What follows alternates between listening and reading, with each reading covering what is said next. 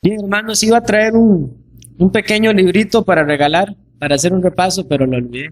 Así que quizás la otra semana traigo algún librito para que el que recuerde más de lo que hemos hablado se lo gane. Muy bien, esta mañana, como les había anunciado también la semana anterior, vamos a estar viendo lo que es el prefacio a los 10 mandamientos. Algunos le llaman el prólogo también, pero creo que la manera más acertada es llamarle el prefacio. Esto según porque lo que estuve investigando, el prefacio, aunque si usted lo busca es un sinónimo de prólogo, se refiere el prefacio más enfáticamente a las palabras del mismo autor. Generalmente el prólogo son palabras de un autor distinto. En eso, esto les digo en lo que respecta a la escritura de un libro, por ejemplo. Entonces, esta mañana vamos a estar viendo el prefacio de los 10 mandamientos. Y ese prefacio nosotros lo tenemos en Éxodo 20, versículo 2. Yo soy Jehová tu Dios, que te saqué de la tierra de Egipto, de casa de servidumbre. Ahora bien, yo voy a estar tomando para efectos de esta lección también el versículo 1, que dice, y habló Dios todas estas palabras diciendo. El prefacio inmediato a los 10 mandamientos está en el versículo 2. Pero les reitero, vamos a estar viendo en esta lección los versículos 1 y 2. Algunos, como por ejemplo el puritano famoso Thomas Watson, que muchos de ustedes conocen, habla de que el versículo 1 es el prefacio del prefacio. Pero entonces entendamos eso, el prefacio como tal es el versículo 2, pero en esta lección vamos a estar viendo tanto los versículos 1 y 2. Y si el Señor lo permite, la próxima semana iniciaríamos ya a ver el primer mandamiento. Algunos ya están deseosos de entrar a los 10 mandamientos, pero espero, y es mi oración en el Señor, de que estas clases estén siendo edificantes y que nos ayuden a comprender bien la ley de Dios antes de ver mandamiento por mandamiento. Ahora, surge una pregunta. ¿Qué tienen que ver estas palabras? ¿Por qué será importante que abarquemos el prefacio de los 10 mandamientos? ¿Alguien conoce por qué será eso importante? En sus propias palabras, no lo que pueda haber allí de inicio. El mismo Dios se está presentando. Y esto lo que hace es darle un carácter de suma autoridad a las palabras que Dios habló. Nosotros ya hemos visto en otras lecciones que Dios dio su ley al pueblo de Israel y esa ley se distinguía en ley ceremonial, ley civil y ley moral. Entonces, cuando nosotros hablamos de la ley moral, estamos hablando de los 10 mandamientos como el resumen de la ley moral de Dios. Y la semana anterior estudiamos que cualquier pecado concebible en este mundo se encuentra bajo los 10 mandamientos. No hay un solo pecado que los 10 mandamientos no contemplen. Ahora, ¿cuál es la gran diferencia entre la ley moral de Dios y la ley que nosotros vimos civil y ceremonial? ¿Alguien lo recuerda? ¿Cuál es la gran diferencia? Y que de hecho lo vemos aquí resaltado en el prefacio a los 10 mandamientos. Muy bien, eso fue algo que vimos. Pero había una diferencia también que yo en alguna clase les hablé, no recuerdo si fue en la primera o en la segunda, de que a diferencia de la ley ceremonial y la ley civil, la ley moral, los 10 mandamientos, fue lo único que habló Dios personalmente y que escribió Dios con su propio dedo. Y eso realza completamente el carácter de la ley moral de Dios, por encima de la ley ceremonial que tenía un propósito específico de manifestar el evangelio, dar un orden de culto, mientras la sombra venía, que era Cristo mismo, como sacerdote y también como sacrificio perfecto para dar justificación por la fe. Y vimos también que la ley civil, nosotros ya no estamos obligados a la ley civil de la manera en que Israel estaba obligado a cumplir esos mandamientos que tenían que ver con su teocracia, aunque vimos que los principios de justicia y equidad sí aplican para los creyentes. Pero esta ley moral, escrita por el mismo Dios, tiene el realce más grande de cualquier otra ley, como la civil o la ceremonial. Ahora, si nosotros pasamos por alto este prefacio, vamos a tener probablemente, estoy casi 100% seguro, de que quien no toma en cuenta estos primeros 2 versículos de Éxodo 20 no puede tener una comprensión plena de la ley moral de Dios. Porque como lo decía el hermano David, eso es Dios mismo hablando acerca de él. Ahora sí, no voy a poder leer todo el capítulo 19, pero voy a leer algunas porciones del capítulo 19. Antes de que Dios diera esta ley al pueblo, hubo algo que pasó o que Dios ordenó a Moisés. Y lo que nosotros vemos es, por ejemplo, en el capítulo 19, versículo 10, dice: y Jehová dijo a Moisés: ve al pueblo y santifícalos hoy y mañana, y laven sus vestidos, y estén preparados para el día tercero, porque al tercer día Jehová descenderá a ojos de todo el pueblo sobre el monte Sinaí, y señalarás término al pueblo en derredor diciendo: guardaos, no subáis al monte, ni toquéis sus límites. Cualquiera que tocar el monte, de seguro morirá. Hubo, hermanos y amigos, 2 días de preparación para el pueblo. 2 días en los que el pueblo estaba santificándose antes de recibir la ley moral de Dios. Y esto nos habla justamente de la majestuosidad de nuestro Señor que dio la ley, del poder de su gloria, pero sobre todo, ¿de qué nos habla? De su santidad. Tuvo que haber una preparación de 2 días, hermanos, de 2 días para que Israel pudiera recibir la ley de Dios. Eso nos dice que entonces esta ley, como ya lo hemos visto, refleja un carácter que es santo. La ley es santa y el mandamiento justo y bueno, decía Pablo en la epístola a los Romanos. Ahora, como les decía anteriormente, es un error probablemente muy común en lo referente a los 10 mandamientos pasar por alto estos versículos previos a la proclamación de la ley de Dios. Y probablemente el hecho de que nosotros, y hablando en general en nuestra época, no estemos siendo diligentes para predicar la ley, para anunciarla, para enseñarla a nuestros hijos en nuestros hogares, se deba justamente a que estamos pasando por alto el prefacio a los 10 mandamientos. Y vean que ahí al final de la diapositiva también les puse que cuesta, si no se toma en cuenta el prefacio de los 10 mandamientos, no se podrá ver la ley moral de Dios como la ley perfecta o la ley de la libertad. Y debemos recordar el contexto en el que los 10 mandamientos son anunciados por Dios. ¿Qué había pasado con Israel? Había estado esclavo el pueblo de Israel en Egipto, y Jehová se acordó. Dicen, y ya vamos a ver probablemente este versículo en Éxodo 2, dice que Jehová oyó el clamor de Israel y se acordó de su pacto con Abraham. Entonces, tenemos un contexto de pacto, del pacto de Dios con un pueblo que Él escogió de pura gracia, y tenemos también un pueblo que estaba siendo traído a la libertad, y eso es una analogía de la redención que Cristo nos trae a nosotros. Pero entonces, en ese contexto, Dios no le dijo a Israel en Egipto: ustedes tomen, estas son mis leyes, si ustedes hacen esto, entonces yo voy a ser el Dios de ustedes y yo los voy a liberar de esa esclavitud. No, Dios les libertó y les dio después su ley. Y eso nos muestra la abundante gracia de Dios en el Antiguo Testamento. Y recuerden, quiero ser reiterativo en esto porque es lo que predomina en nuestro entorno, el antinomianismo. Recuerden que el antinomianismo era aquel pensamiento de que ya no hay ley, aunque hay mayor o menor grado en algunas personas. Pero cuando alguien dice, como decía, por ejemplo, Marción, o otra persona que diga esto, que en el Antiguo Testamento no hay gracia o no hay evangelio, eso nosotros lo podemos considerar como una herejía. ¿Por qué creen ustedes que se podría considerar como una herejía alguien que diga que en el Antiguo Testamento no había gracia o evangelio?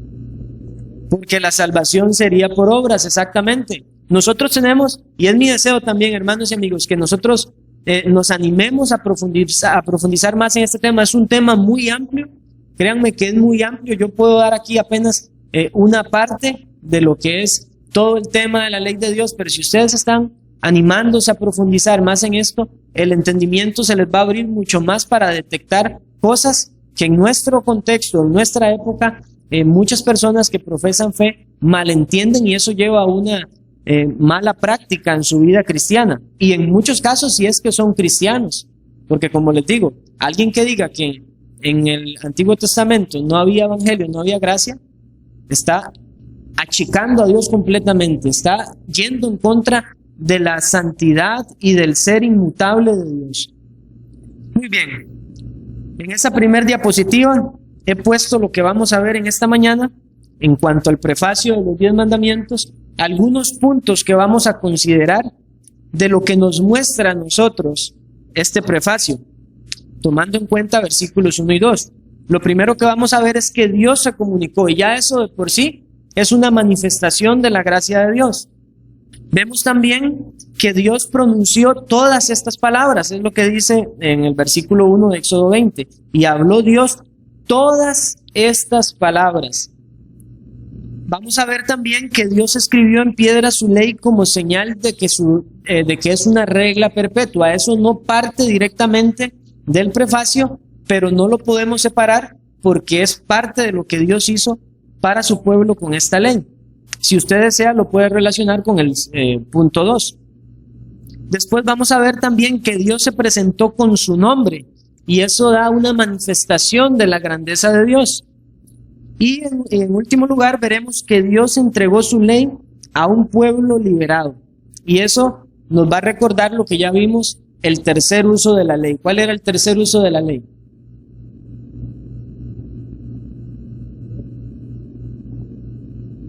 ¿Alguien recuerda cuál era el tercer uso de la ley?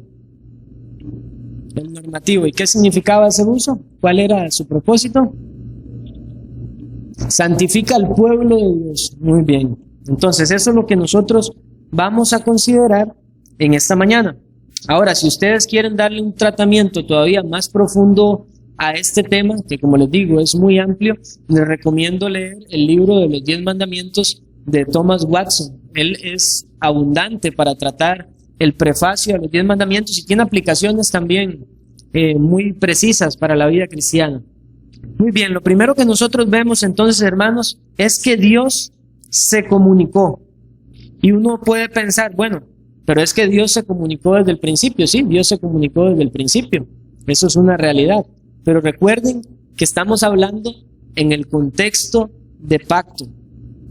No fue porque Dios simplemente no hubiese podido, o si Él no hubiese querido, no se comunica con absolutamente ninguna de sus criaturas después de que Adán y Eva pecaron. Pero Dios se comunicó. Y como decía también el puritano Thomas Watson, esto es una gracia, hermanos, porque Dios no nos ha dejado sin ley. Dios comunicó una ley. No fue que Dios simplemente saludó, hola, ¿cómo están? Sí, ya Dios habló conmigo, como creen algunos, de que Dios habla y algunas aberraciones que no tienen nada que ver con la Escritura, pero no, es que Dios comunicó su ley, y esto ya es una obra de la gracia de Dios. Y para que nosotros entendamos cómo vieron los israelitas esta manifestación de la comunicación directa de Dios, acompáñenme al Salmo 147. Salmo 147, versículos 19 y 20. Esto es lo que dice la palabra de Dios. Ha manifestado sus palabras a Jacob, sus estatutos y sus juicios a Israel.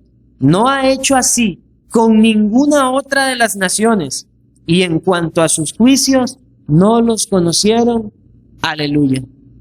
¿Puede usted comprender lo que pensaban los israelitas de esa manifestación de la gracia de Dios, hablándole a ellos como un pueblo? Para nosotros ahora quizás es muy normal, no comprendemos la cultura de ellos y decimos, sí, tenemos la Biblia, Dios habló a todos. No, mis hermanos, pero es que tengamos esto presente durante toda la lección. Hay un pacto de por medio, y a Dios le plugo o le plació manifestarse a una nación específica que fue Israel. Ahora, ya todas las criaturas teníamos la ley natural. Recuerden que hablamos de que la ley natural o la ley primaria era la que Dios de alguna manera implantó en el corazón de todas sus criaturas, pero esta ley fue distorsionada o esta obra de la ley fue distorsionada a causa del pecado. Pero Dios volvió a dar su ley al pueblo y se comunicó directamente con el pueblo. Ahora, ¿alguien quisiera leer Deuteronomio 4:7?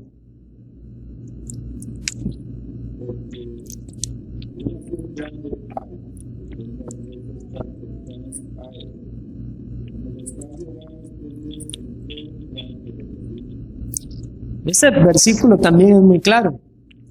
Nosotros debemos entender la magnificencia de Dios.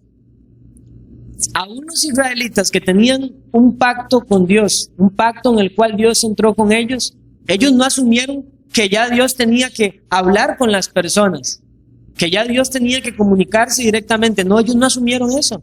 De hecho, eso es lo que nos dice ese texto. Porque ¿qué nación grande hay que tenga dioses tan cercanos a ellos como lo está Jehová nuestro Dios en todo cuanto lo pedimos? Quiero poner una ilustración. Usted va caminando en la calle y se topa un hombre con harapos, maloliente, vomitado. Usted va y con ese amor del mundo y lo abraza y lo besa. ¿Haría usted eso? Probablemente no lo haga. Ahora, ¿cuál era nuestra condición delante de Dios? Éramos peor que ese hombre, con esa manera en la que le digo, en un sentido espiritual, éramos miserables y peor. Pero Dios, en su gracia, se manifestó, comunicó su palabra, comunicó su ley a nosotros, que éramos hombres llenos de vómito, malolientes, olíamos como muertos. Y Dios nos manifestó su ley, nos manifestó su gracia. Y entonces nos da vida en Cristo. Pero eso es lo que nosotros no debemos pasar por alto, mis hermanos. Es una gracia de Dios que Dios se comunique con su pueblo, como lo hizo en el Antiguo Testamento. No es la manera en la que Dios habla hoy ya de forma audible, pero en aquel entonces lo hacía. Y era una gracia de Dios. Y hay un versículo todavía mucho más claro en esto, que nos da un sentido más pleno de esto que les estoy diciendo. Está en Nehemías 9:13. Y Nehemías lo que está recordando es justamente la manifestación de Dios en el monte Sinaí. Nehemías 9:13 dice: y sobre el monte de Sinaí descendiste y hablaste con ellos desde el cielo y les diste juicios rectos, leyes verdaderas y mandamientos buenos. Y si usted lee ese contexto de esa oración, Nehemías lo que está haciendo quiere hacer con el pueblo es asombrarlos de lo que Dios ha hecho y cómo el pueblo le ha dado la espalda a Dios. La pregunta es, ¿realmente hemos entendido lo que significa en la Biblia que Dios habló? Ahora, ¿de qué forma habló Dios? Dios no tiene cuerpo, Dios es espíritu. De alguna manera en su poder Dios hizo un sonido que manifestara palabras a los hombres, pero Dios es espíritu y Dios no tiene boca. Nosotros tenemos también que tener claro esto. Entonces, Dios se comunicó, pero no solo se comunicó, como les dije anteriormente, sino que dice Éxodo 20 que todas estas palabras las dijo Dios, habló Dios todas estas palabras. Y eso nos muestra de que son palabras perfectas y que no son palabras de humana sabiduría. Ahí no dice, habló Josué estas palabras. No, si yo hubiera hablado eso, no son palabras de sabiduría verdadera, más de la que Dios pueda darle a los hombres. Pero es que la autoridad misma, Dios mismo, habló todas. No es como algunos. Un día de esto leí una interpretación acerca del cuarto mandamiento en el que algunos dicen que eso no estaba en el decálogo, que eran palabras que interpretó Moisés. Mis hermanos, eso es blasfemo delante de Dios, porque habló Dios todas estas palabras. No fue que Dios le dijo a Moisés, bueno, Moisés, a mí me parecería que el pueblo debería encaminarse de esta manera. Promulgue usted unas leyes y yo lo respaldo, yo le doy mi autoridad. No, fue Dios mismo el que pronunció todas estas palabras. Y cuando consideramos al ser de Dios, reconocemos que Dios es un Dios sabio. que Él es el único y sabio Dios, como nos dice la Escritura. Y si el único y sabio Dios proclamó sus palabras, sus leyes, ¿cómo son estas leyes? ¿Cómo son estas leyes? Son perfectas, son leyes sabias, son leyes justas. Salmo 19, versículos del 7 al 9. La ley de Jehová es perfecta, que convierte el alma. El testimonio de Jehová es fiel, que hace sabio al sencillo. Los mandamientos de Jehová son rectos, que alegran el corazón. El precepto de Jehová es puro, que alumbra los ojos. El temor de Jehová es limpio, que permanece para siempre. Los juicios de Jehová son verdad, todos justos. Ahora, leámoslo de esta manera. La ley de Jehová es perfecta, fiel, recta, pura, limpia, verdad. 6 adjetivos dentro de esos poquitos versículos donde el salmista está exaltando la ley de Dios.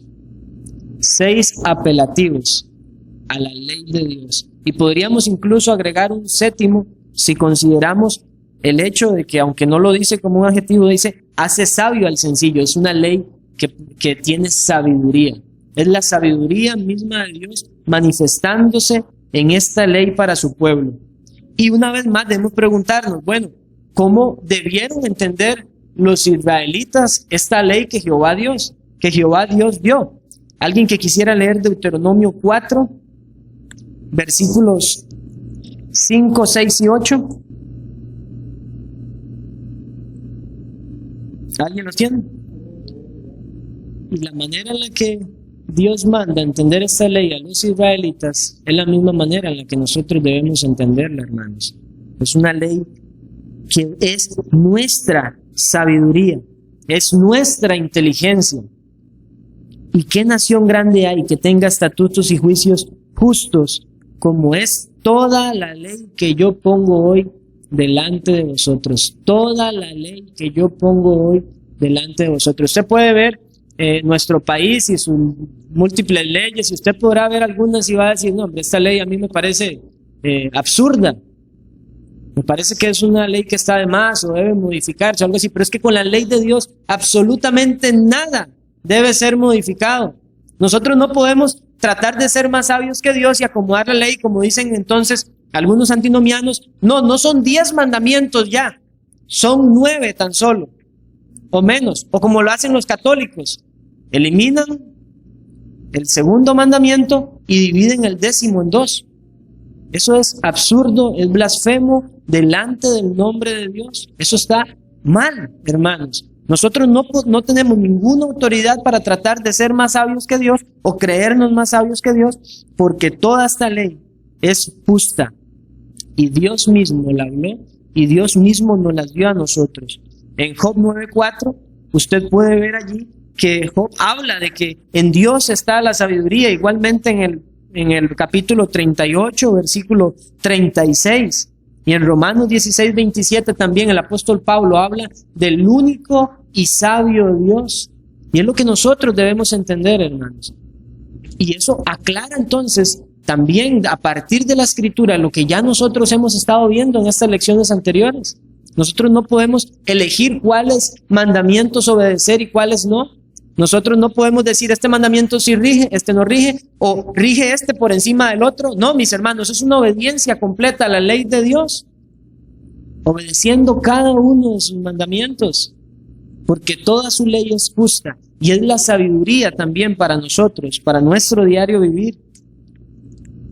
Mis hermanos, aún la persona, el hombre más sabio en esta tierra, no le llega pero ni a los tobillos a la infinita sabiduría de Dios que proclamó sus propios juicios.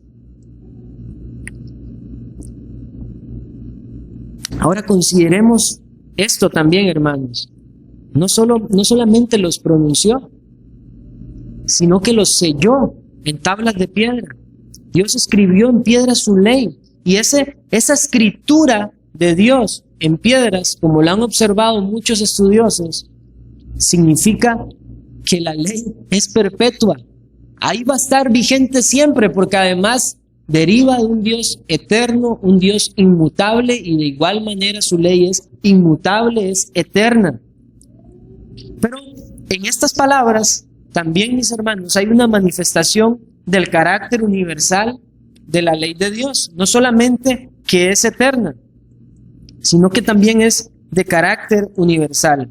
En Éxodo 24:12 dice: entonces Jehová dijo a Moisés: sube a mí al monte y espera allá, y te daré las tablas de piedra y la ley y mandamientos que he escrito para enseñarles. Dios mismo. De igual manera, en Deuteronomio capítulo 9, versículo 10, nos dice algo más acerca de lo especial de esta ley. Deuteronomio 9:10. Y me dio Jehová las 2 tablas de piedra escritas con el dedo de Dios, y en ella estaba escrito, según todas las palabras que os habló Jehová en el monte de en medio del fuego, el día de la asamblea. Y en Deuteronomio 10, versículos del 1 al 5, ustedes van a ver allí que Dios además le pide a Moisés que ponga esa copia, porque Dios escribió hasta 2 veces las tablas, y le pide que ponga una copia en el arca del pacto. ¿Qué representaba el arca del pacto para el pueblo de Israel? La presencia de Dios. Ahí no estaban ni las leyes civiles ni las leyes ceremoniales. Ahí lo que estaba eran las 2 tablas de piedra, los 10 mandamientos que Jehová Dios había hablado al pueblo de Israel. Dice en el versículo 4 del capítulo 10: y escribió en las tablas conforme a la primera escritura los 10 mandamientos que os había hablado en el monte en medio del fuego el día de la asamblea, y me las dio Jehová. Y volví y descendí del monte y puse las tablas en el arca que me había hecho, y allí están como Jehová me mandó. Ahora, uno podría asumir a partir de estos textos que entonces alguna alternativa podría ser que esa ley era solo para los israelitas. Y entonces uno diría, bueno, Israel es un tipo de la iglesia, es un pueblo de pacto, la iglesia está en un pacto con el Señor, en el nuevo pacto. Entonces, todos estos textos no sugieren que la ley es solamente para creyentes. Algunos podrían razonar de esa manera, pero nosotros debemos tener también consideración de lo que Dios dijo. Vean que aquí hay 2 palabras que nos dejan ver algo claro. Y habló Dios todas estas palabras diciendo. Cuando ustedes van a la Escritura y ven las palabras de Dios para su pueblo, por regla casi que general, Dios dice: así ha dicho el Señor. Esto dice el Señor, manifestando una relación de pacto entre Dios y el pueblo, de las personas a las cuales le va a hablar. Pero aquí dice: y habló Dios. Aquí se refiere a que esta ley alcanza absolutamente a todas las personas. Dios es el Dios de los cielos y de la tierra. Él es el dueño de todo. Nadie se escapa de su soberanía, aunque no se disponga voluntariamente a hacerlo. Pero entonces vemos aquí que primero dice: y habló Dios estas palabras diciendo, y después dice: yo soy Jehová, tu Dios. Así que ningún incrédulo se escapa de estas leyes universales que Dios mismo nos está mostrando aquí, que son perpetuas no solo para el pueblo de Él, sino para absolutamente todas sus criaturas. Dios nos da entonces su eterna ley que manifiesta un carácter universal, porque no hay otro Dios fuera de mí, también ha dicho el Señor. Y eso nos implica entonces que todos, creyentes o no creyentes, están bajo esta ley de Dios, además de lo que ya hemos considerado, que todo incrédulo tiene además, aunque distorsionado, la ley de Dios o la obra de la ley de Dios en sus corazones. Quiero citar para ustedes algo que escribió Thomas Watson en su libro A los 10 Mandamientos sobre esto. Él escribió: toda palabra de la ley moral es un oráculo del cielo. Dios mismo es el predicador, lo que exige reverencia de nosotros. Cuando un juez lee la sentencia en un tribunal, todo el mundo atiende con reverencia.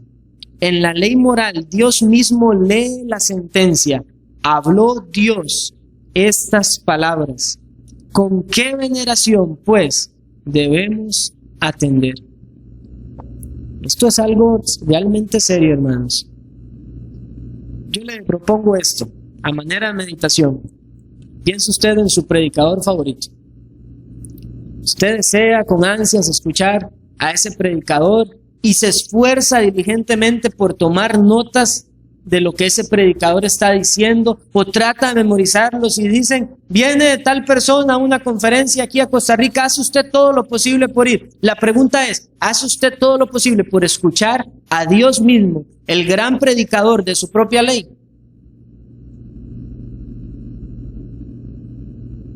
¿Será que atendemos más a las palabras de los hombres que a las palabras de Dios? Porque aún, mis hermanos, el mejor predicador y en la mejor exposición de la palabra de Dios no está sin errores, no está sin defectos. Pero Dios habló todas estas palabras. Él fue el mismo proclamador, el predicador de su propia ley. Esa predicación no tenía errores. Esa predicación fue perfecta. Y esa predicación vino acompañada de un terror para el pueblo. El monte se llenó de humo. Dice que temblaba, eso dice la Escritura, que el monte era conmovido y escuchaban un sonido como de bocinas. Y el pueblo tuvo terror de la manifestación de la gloria de Dios en ese monte cuando él estaba hablando con Moisés. Y dice que el sonido de la voz de Jehová cuando le respondía a Moisés era como de gran estruendo. Imagínense que aquí mismo comience a temblar solo esta parte aquí no es un monte. Y tal vez alguien por ahí afuera se asusta si ve toda esa manifestación como se vio en el monte. Y el terror fue tal que, como lo vamos a ver, el pueblo mismo le dijo a Moisés, nosotros no queremos escuchar a Jehová, habla tú, y tú hablas con nosotros, y nosotros haremos lo que tú digas. Fue una verdadera manifestación de la gloria de Dios. Pero ¿saben algo, hermanos? Aún esa gloria, a la luz de la Escritura, no es comparada con la gran gloria del Evangelio, de Cristo siendo crucificado y resucitado para la salvación de los pecadores.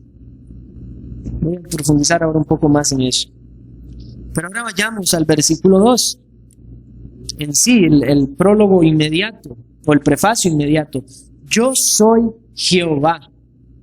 Dios presentándose con su propio nombre y da así una manifestación de su grandeza y autoridad. Es, mis hermanos y amigos, un edicto, un decreto del Rey de Reyes que no puede ser desatendido. Acompáñenme por favor a Éxodo 3. Dios, cuando se manifestaba a las personas, manifestaba algún, puede llamarse nombre o alguna revelación de su ser. En algunas ocasiones fue como el Altísimo, o Jehová el estandarte, y así muchos otros nombres o adjetivos se le han dado a Dios. Pero aquí Dios está anunciándose con el nombre, y una vez más les reitero, con el nombre que Él se dio a conocer a Moisés, el nombre del pacto. Y además en Éxodo 3 nosotros vemos algo bastante interesante. Dios estaba llamando a Moisés y en el versículo 13 del capítulo 3 le dijo Moisés a Dios, he aquí que llego yo a los hijos de Israel y les digo, el Dios de vuestros padres me ha enviado a vosotros. Si ellos me preguntaren cuál es su nombre, ¿qué les responderé? Y respondió Dios a Moisés, yo soy el que soy. Esas son las 4 palabras que nosotros vemos y que probablemente una buena, tal vez, lectura o nombre sería Yahweh o Yahvé. Pero son esas palabras que este nombre era tan sagrado para los judíos que prefirieron no mencionarlo nunca. Algunos dicen que solo el sumo sacerdote llegaba a pronunciarlo. Otros han dicho que incluso se perdió la pronunciación correcta en el idioma justamente por eso, porque nadie quería usar el nombre del Señor. Y por eso ustedes ven algunas escrituras que se tradujo no como Yahweh sino que se le puso Señor. Yo soy el Señor. Como por ejemplo la Biblia de las Américas no dice Jehová, sino que dice el Señor. Pero eso viene de una traducción griega que se hizo justamente por el temor a este nombre que se tenía. Y él dice, yo soy el que soy. Eso significa yo soy el eterno, yo soy el inmutable, yo soy el autoexistente. Y yo soy Así dirás, le dijo Dios a Moisés, así dirás a los hijos de Israel, yo soy, me envió a vosotros. Además dijo Dios a Moisés, y aquí viene una parte importante, así dirás a los hijos de Israel, Jehová, el Dios de vuestros padres, el Dios de Abraham, el Dios de Isaac y Dios de Jacob, me ha enviado a vosotros. Este es mi nombre para siempre. Con él se me recordará por todos los siglos.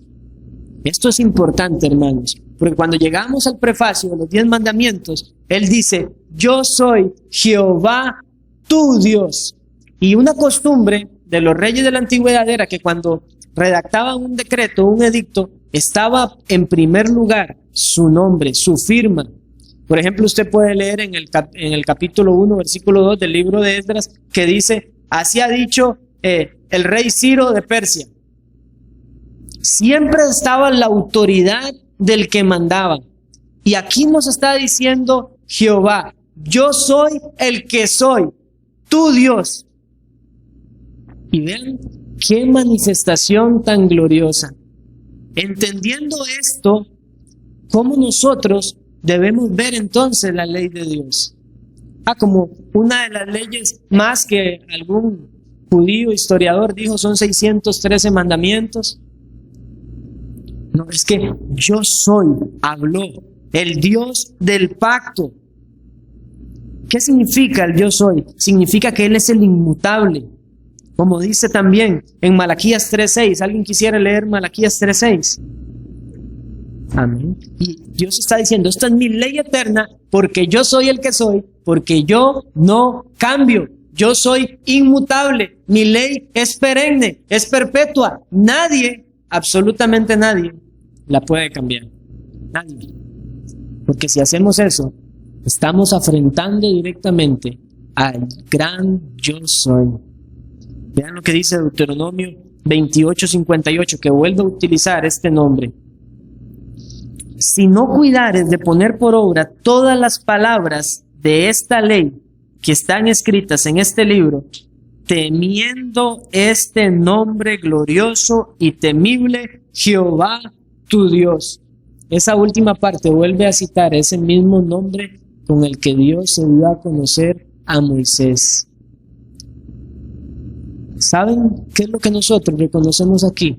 Un Dios firmando, sellando la autoridad máxima de su ley para que temamos delante de Él. Como alguien ha dicho, solamente esa firma de Dios nos da las mayores razones para temer delante de esta autoridad suprema, porque no hay otro por encima de Jehová, no hay otro por encima del gran yo soy, del eterno. Nosotros no vivimos en una monarquía, hermanos, pero aquellos que vivieron en una monarquía probablemente entenderían más esto. A un rey no se le puede rechazar. Y lo que vemos aquí es Dios firmando con el edicto también de un rey. ¿Y qué nos refleja esto? Para sacarle una aplicación a esto, o una utilidad a esto. ¿Cuán grave es el pecado? Cualquier pecado, ¿cuán grave es cualquier pecado? Porque Dios dio su ley a su pueblo justamente para que temieran a su nombre, como dice en Deuteronomio 28, al nombre del gran yo soy. Ahora, este es el nombre del pacto, el nombre con el que se le dio a conocer a Moisés. Y aquí hay algo asombroso en este último punto que vamos a ver, hermanos, ligado a esto que acabamos de ver. Después de decir, de firmar en su autoridad, su ser, su esencia, su magnificencia, su supremacía para decretar esta ley, Él dice, yo soy Jehová, tu Dios. Esto es una cercanía del rey. No es un rey, un déspota que dice, estas son mis leyes y voy a condenar inmediatamente a cualquiera que las incumple. No, es que Él en su gracia dio su ley para que nosotros aprendamos a temer delante de Él, para que nosotros le sirvamos a Él de manera justa y reverente. y en medio de su ley había también dado una forma de apaciguar el pecado que apuntaba desde luego a Cristo. Pero este es un Dios personal. Y cuando nosotros vamos a Éxodo 20, vean que Dios no dice: yo soy Jehová, el Dios de ustedes, no tendrán dioses ajenos delante de mí, no se harán imagen, no se inclinarán a ellas, no tomarán el nombre de Jehová, tu Dios, en vano, se acordarán del día de reposo, honrarán a su padre y a su madre, no matarán. No. ¿Cómo habló él? Yo soy Jehová tu Dios. Y después dijo: no tendrás. ¿Quién? Tú, usted. Me está hablando directamente a mí.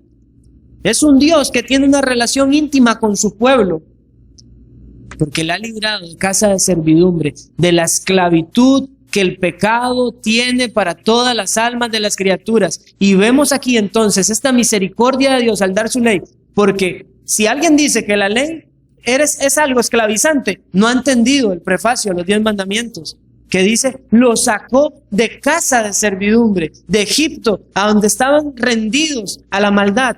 Y ahora yo les doy esta ley, la ley perfecta, la de la libertad, la ley de un Dios santo, bueno, justo. Hay mucho encerrado en esas palabras. Yo soy Jehová tu Dios, que te saqué de la casa de la casa de servidumbre. Hay mucho allí.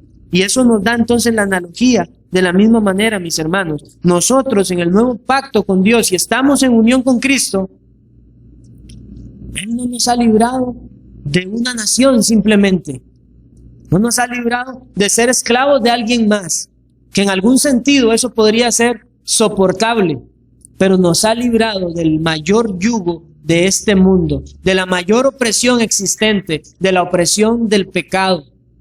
Nos libró del yugo de Satanás, del lazo de Satanás en el cual estábamos cautivos, y nos pone su ley en nuestro corazón y nos habla directamente como parte del pueblo del pacto, que es su iglesia, y Él dice: yo soy Jehová, tu Dios.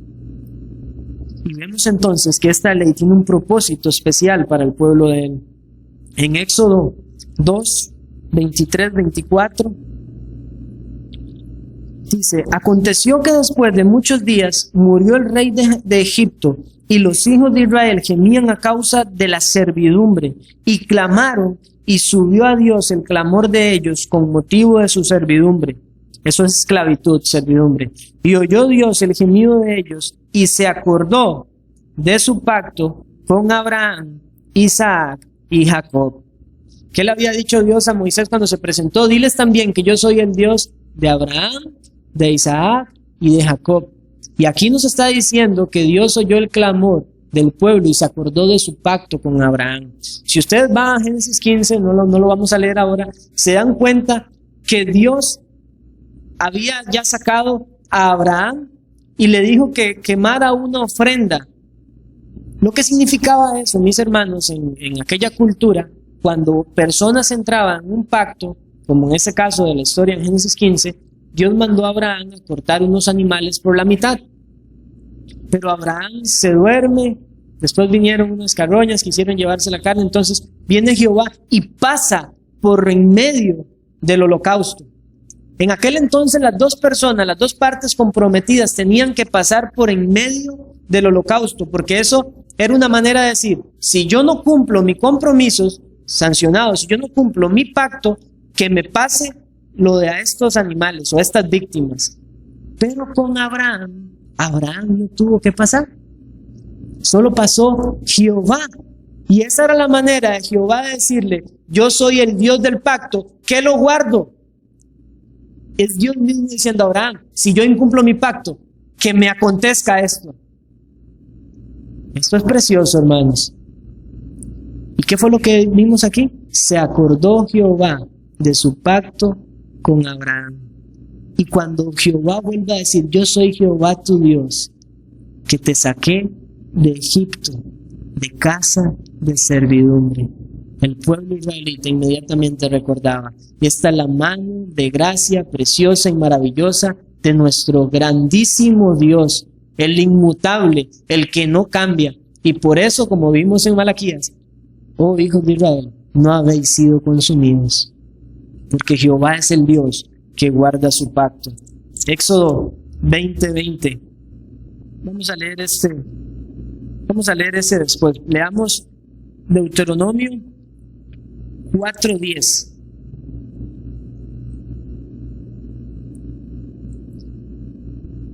Veamos la experiencia. Y aquí quiero que veamos también algo importante. Deuteronomio 4:10.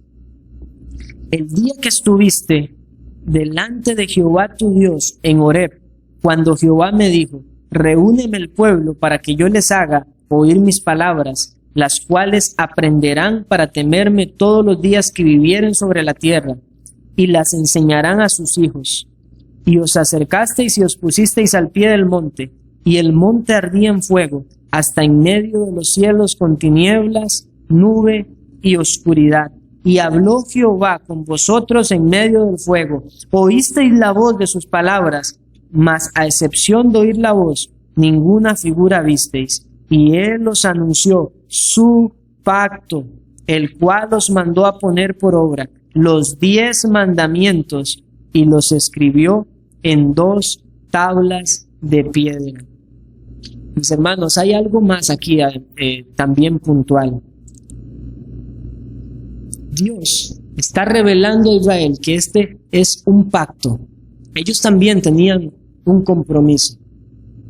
Un compromiso que la historia de la Biblia nos dice que al final violaron. Pero vean la señal que Dios pone a su pueblo. Todo ese humo como horno, dice en la escritura, que salía del monte de Horeb, era una señal para que Israel no se olvidara de que Dios estaba en un pacto con ellos. Y como Dios estaba en un pacto con ellos, ellos debían guardar, debían observar esa ley moral que Él les estaba dando. Ahora, el pueblo se llenó de terror.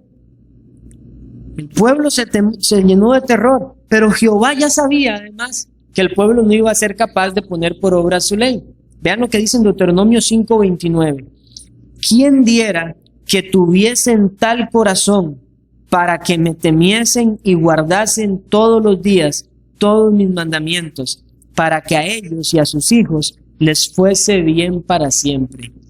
Y ya aquí nos da otro sentido. Aunque Dios quería señalar a través de esa manifestación majestuosa algo a los israelitas para que no se les olvidara, piensa usted, por ejemplo, en algo que usted recuerde de su infancia, un acontecimiento que usted le llamó mucho la atención y se les entró en su mente y usted no lo olvida. De la misma manera, Dios quería manifestar su gloria a estas personas para que ellos nunca lo olvidaran. El problema es que la ingratitud del corazón del hombre seguía allí. Y por eso Jehová exclama, ¿quién diera que tuviesen tal corazón para que me temiesen y guardasen todos los días mis mandamientos? Ahora, la ley de Dios en ningún momento fue mala, porque estamos hablando de que liberó a un pueblo y le dio la ley. ¿Y por qué dice? Para que a ellos y a sus hijos les fuese bien para siempre. Es una ley que es buena. Mis hermanos, es una ley que se la da a un pueblo en relación de pacto con ese propósito especial de que tengan una íntima comunión con Dios. Eso es lo que nos está reflejando esto a nosotros, hermanos.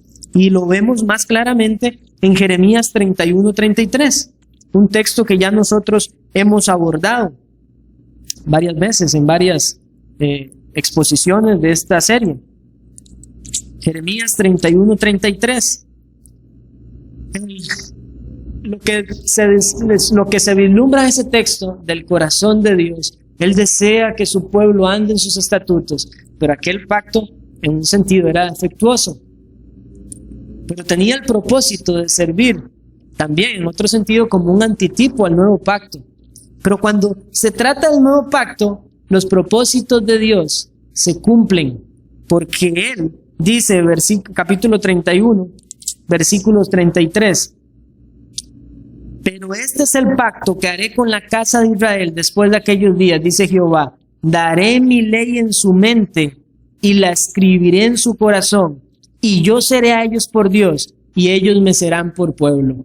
Mis hermanos, si aquellos terrores que nosotros vemos en la Escritura, cuando Dios dio su ley en el monte Sinaí, fueron externos y tenían la intención de señalizar al pueblo la reverencia y el temor que tenían que tener de Jehová, cuánto más la ley escrita en nuestro corazón no nos debe doblegar a nosotros, a rendirnos en reverencia delante de Dios. La pregunta es, ¿realmente arde nuestro corazón, teme delante de Dios por su santa ley? Si no es así, hermanos, no nos estamos dando cuenta de la gran enseñanza que se encuentra en esos dos breves versículos 1 y 2 de Éxodo 20, antes de que Dios proclame su ley. Y hay más. En Éxodo, en Deuteronomio, vamos a buscar, porque este pasaje no lo... En Deuteronomio 5, ese pasaje no está ahí anotado, creo. Deuteronomio 5. Voy a leer rápidamente.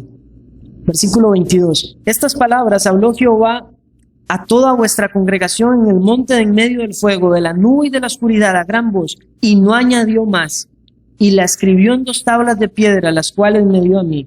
Y aconteció que cuando vosotros oísteis la voz en medio de las tinieblas, visteis al monte que ardía en fuego, vinisteis a mí, todos los príncipes de vuestras tribus y vuestros ancianos, y dijisteis, he aquí Jehová nuestro Dios nos ha mostrado su gloria y grandeza. Y hemos oído su voz de en medio del fuego. Hoy hemos visto que Jehová habla al hombre y éste aún vive. Pero vean el temor tal de estas personas que no dijeron, ahora sí, vamos todos a hablar con Jehová. El hombre todavía vive, no. Versículo 25. Ahora pues, ¿por qué vamos a morir? Y ya se dan cuenta por qué Dios mandó al pueblo 2 días a santificarse esperando el tercer día. ¿Por qué vamos a morir? Porque este gran fuego nos consumirá. Si oyéremos otra vez la voz de Jehová nuestro Dios, moriremos. Porque, ¿qué es el hombre para que oiga la voz del Dios viviente que habla de en medio del fuego, como nosotros la oímos y aún viva? Versículo 27. Acércate tú, le dicen a Moisés, y oye todas las cosas que dijere Jehová nuestro Dios, y tú nos dirás todo lo que Jehová nuestro Dios te dijere, y nosotros oiremos y haremos. Versículo 28. Y oyó Jehová la voz de vuestras palabras cuando me hablabais, y me dijo Jehová, he oído la voz de las palabras de este pueblo, que ellos te han hablado. Bien está todo lo que han dicho. Mis hermanos, ahí hay un gran tipo de nuestro Señor Jesucristo. Y vemos también la gran gracia del Señor, que vino como un mejor mediador, no como Moisés, que era un hombre también, con un gran carácter, sí, pero Jesucristo es el mediador que se pone entre la ley que nos muestra el pecado y nos condena, y a través de Cristo nosotros vamos a la ley y nos da una amistad con la ley. La ley se hace nuestra amiga, la ley se hace nuestra compañera, la ley se hace nuestra norma de vida. Pero cuando vemos a la ley sin Cristo, esa ley nos condena. Como dijo también Thomas Watson, quien no tiene la ley de Dios para gobernarse, la tendrá para juzgarlo. Y la única manera en que esos terrores de esa grandiosa, eterna y majestuosa ley de Dios no estén tampoco en nosotros, como que si fuese un Dios que no tiene comunión con nosotros, es a través de Cristo. Y si usted no está en Cristo, yo no sé cómo podría usted estar escuchando la proclamación de la ley y no temer. Porque si no teme al escuchar la proclamación de la ley, probablemente no está entendiendo todo lo que hemos estado abarcando acerca de la ley de Dios. Pero si usted está en Cristo, también teme a la ley de Dios en un buen sentido, en un temor reverencial, y la hace su compañera, su regla de vida para glorificar a Dios. Quiero citar a Arthur Pink. Dice, este prefacio a la ley moral debe ser considerado como de igual respeto a todos los mandamientos y no solo al primero, conteniendo como lo hace los argumentos más pesados para imponer nuestra obediencia a ellos. Lo que está diciendo Arthur Pink, hermanos y amigos, es esto. La manera en la que Jehová ha hablado en el prefacio a los 10 mandamientos nos pone la carga más pesada, la autoridad más grande, para que nosotros no dudemos en obedecer, en sujetarnos a la ley de este Dios. Ahora, 3 preguntas para considerar, ya estamos terminando. ¿Cuál era tu actitud ante la ley de Dios antes y cuál debe ser ahora que conoces lo que enseña este prefacio? Ya ven por qué era importante abordar todo esto antes de entrar al primer mandamiento, hermanos. Es mi deseo que tengamos un corazón más dispuesto para escuchar cada mandamiento, porque escuchar la ley es duro. Segunda pregunta a considerar. ¿Puedes recibir esta ley como de Jehová tu Dios o solo como de Dios? ¿Estás o no estás en Cristo? Una pregunta más para considerar. ¿Da testimonio tu conducta de que ya no estás en casa de servidumbre? Recuerden, Dios dio su ley a un pueblo liberado, pero ese pueblo liberado iba a andar en esta ley que iba a ser buena para ellos y que es buena para nosotros. Pero si alguien dice, yo tengo a Dios como Jehová, el Dios de pacto, como mi Dios, y no anda en esta ley de libertad, es falso, es una falsa profesión. Y entonces consideremos, ¿mi conducta realmente da testimonio de que no estoy en casa de servidumbre? Y cierro con una cita más de Thomas Watson.